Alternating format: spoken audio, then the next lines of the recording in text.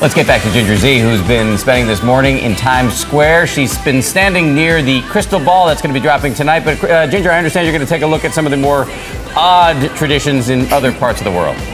That's right, Dan. Even though New York City has by far the biggest celebration, it certainly isn't the strangest.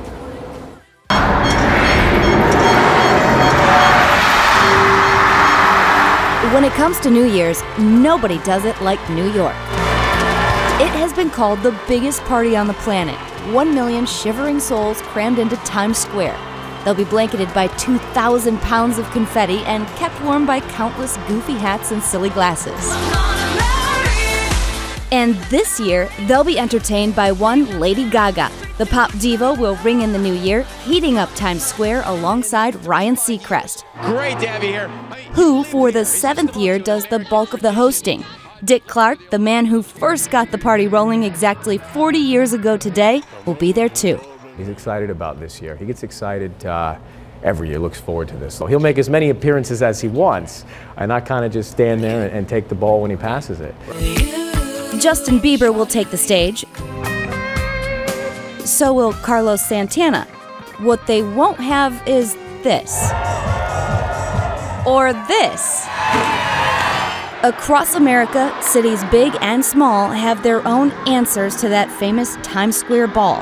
TripAdvisor rounded up the best of them, from cheese in Plymouth, Wisconsin, to moon pie in Mobile, Alabama.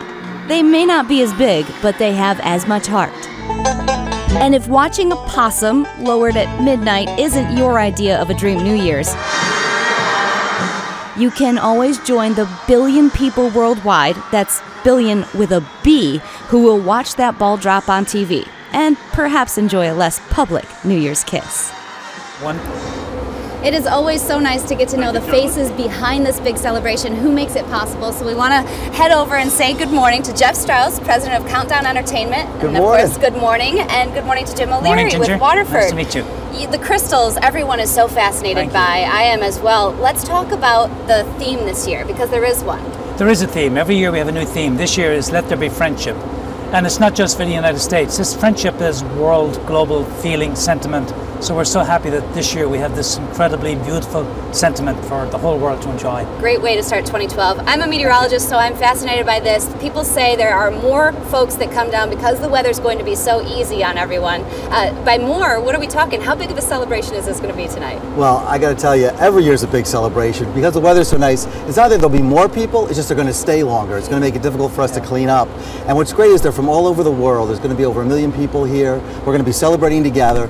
You can not only, if you can't make it here, you can actually see it on our webcast and on our Times Square Ball app. We're going to have Lady Gaga here. We've got Pitbull. We've got Hot Shell Ray, Drake. We've got a fantastic Chinese lion dance. There is 6 hours of entertainment here. Jim, do you know anything about Beyonce? I have to ask one last time. Either of you know anything about Beyonce coming? Not really. Okay. All right, we're trying to get the best out of everybody here. Okay, well, thank you both so much for being here. And thank you for putting on this huge party. We are ready to start 2012.